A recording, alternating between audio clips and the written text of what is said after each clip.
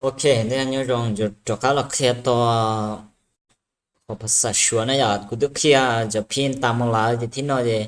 กูอยู่หลอกเคลียร์สอบพินที่จะหันชื่อเป็นคำศัพท์นะอย่าเป็นคำศัพท์เจมาเลยเจ้าเราแต่งเป็นประโยคกูจะชาวยกตัวอย่างนึกว่าของนึกว่าไอ้ชิมว่าของสังแต่ชิมนึกว่าเป็นอีข้อประโยคนี่เดี๋ยวจออีข้อนอหล่อนะอย่าเจกูต้องมาแต่งลายเจที่น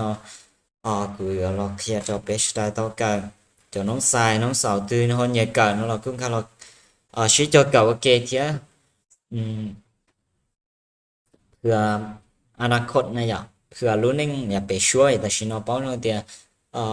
ในช่วยอยู่ตัวจอเปรได้ชาน้องบล็อกเนาะย่อเชื่อย่ออันดับอีเลยล่ะ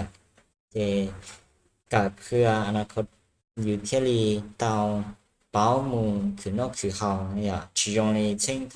好啲嚟是是電腦大腦出一啲có保姆lên một té xứ cái chỗ nó học lên đó xem vậyแต่是nó nên chưa lên đó là luôn để đến lòng bảo mù thì có quan nó rồi chỉ lái này nhở này chỉ mua na rồi nhờ yêu cho cái chỗ con chỗ lòng cái chỉ mua thịt này cái chỉ mua là rồi chạy nó chỉ nên chỉ lái nó này nhở thì chuyển tiếng sang đại giờ thì có chỉ cởi sửa có chỉ mua sang thì chỉ mua chỉ để tên nó chỉ này rồi nhớ được cái này chỉ theo tiền lò bé sẽ cho cởi sửa như thế này lái một hóa lượng trở lại đi hay tiền dùng mua hàng người giá về sửa thì dùng sáu đã chỉ còn thì chỉ nhớ được vậy à ok thì bé lo lớn kia cứ ăn cho nó ta chỉ mà đi rồi to rồi chụp bên nhóc nhớ cho sao cái này ok thật chí ta ta nhờ ภาษาอังกฤษ big เตอเตอ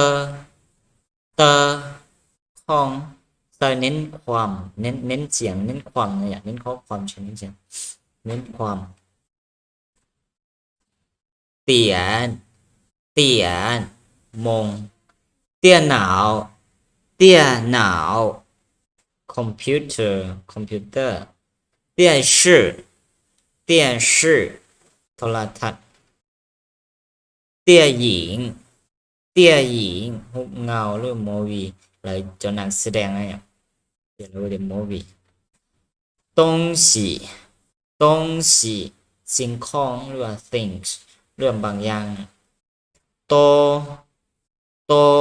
ทั้งหมดอ๋อ读读瞬间呀读อ่าน read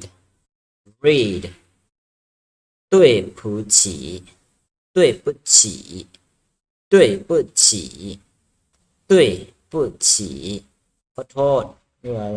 ภาษาอังกฤษมัน sorry นะโอเคที่เราเป็นอย่างการตัวจัว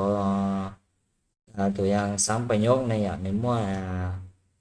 nhiều bài nhớ chiều sáng nhiều bài nhớ mỗi sáng đầuแบบnhiều ตัวอย่างเพื่อก่อนก็เชียthì ภาษาชัวจะเลย说的例句ภาษาอังกฤษจะ sample sentence อย่างเงี้ยโครงสร้างแบบธรรมดานี่เลยโอเคข้อที่จะเข้าคำศัพท์ไปมั่วๆลอย大นี่这个苹果很大这个苹果很大 This apple is very big 你们คอย huge นะอย่าแต่ชิมาคอย very big นะเจนี่จุใครคืออะไร huge เนี่ย This apple is big นะยาวใช่ไหม你去找ยาวไล่เนี่ยลูกน้องกูไล่นะคอย very นะ very ชื่อซะแล้วกันเลยก็คือthis apple is big นะยิ่งต่อnếu mà hứng nó chỉ có thể trả tiền very นะใช่这是我的书这是我的书ความสับเป็นมลเนี่ยยอดเตอ这มันนี้ชื่อเนี่ยman เนี่ยชื่อมัน is เนี่ย man 我的书ปึ้มข้องควายนี่มันปึ้มข้องควาย this is my book ภาษาอังกฤษเนี่ย这是我的书เห็นตัวประโยคที่สาม现在是下午3:20。现在是下午3:20。Yeah. ภาษาอังกฤษ It is 3:20 p.m. now นี่ตอนแรงนะอย่านี่ตอนแรงจริงนี่อยู่เจ้า p.m. นะอย่า p.m.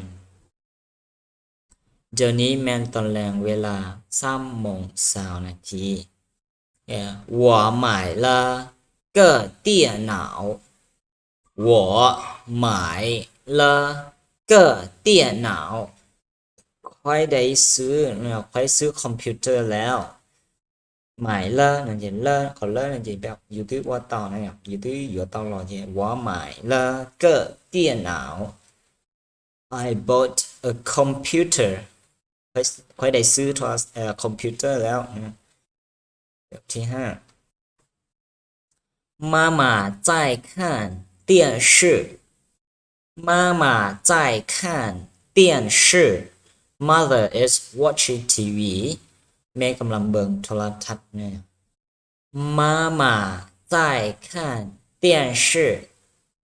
妈妈在看电视 okay. Mother is watching TV 我喜欢看电影我喜欢看电影 I like going to going to the movie của nhà bây giờ của nhàใช้หนังnày ạใช้หนังเรื่องเป็นเรื่องtiếng Việtหนังแสดงเป็นเรื่องค่อยมักไปเบิ่งหนังเป็นเนื้อเป็นน้อยก็ได้เดียวค่อยมักเบิ่งหนังแบบเป็นหนังมูวี่หนังเรื่องโอเค7我在商店买了很多东西我在商店买了很多东西我在商店买了很多东西ก็ไลฟ์เจก็อ่านใจเจ我在商店买了很多东西 I bought a lot of things in the store phải ซื้อหลายอย่างที่ร้านค้าใช่ไหมแต่ก็อยู่ต่ออยากของต่อ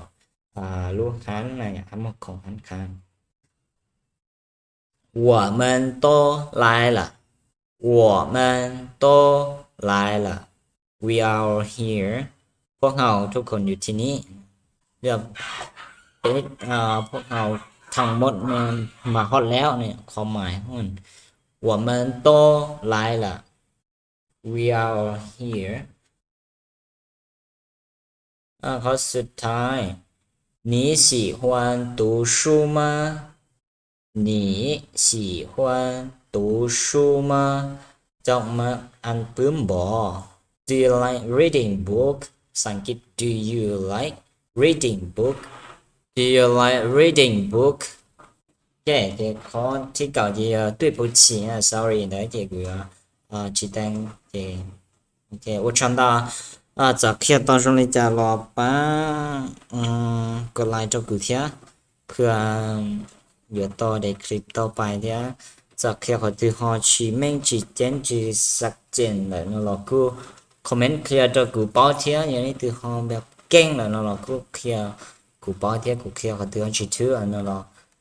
ป้าคอมเมนต์เคลียร์จบกูเทียเปชิจอคอเกิดมัวแกนะกูตาต่อกันได้ซื้อเทียเจลูกชาแล้วก็มอชินดาวเทียเจเทลีเคลียร์ต่อจากเคลียร์ชิมประสบการณ์เทียอยากประสบการณ์กูยอดเจอเทียภาษาอังกฤษแล้วกูเคยเกิดรอเทียชิมภาษาอังกฤษเจกูมอประสบการณ์เมเคลียร์เมเนี่ยชิมภาษาชัวเจกูชิต้องประสบการณ์เจกูเกิดกูอยากเกิดสถาบันคนเชื่ออย่างเจกูจึงเกิดเทียเจมัวจะเชฟสมมุติต่อเลยtừ họ nhảy cá nó cứ lo xí cho phải cậu ok mồm kéo chọn bao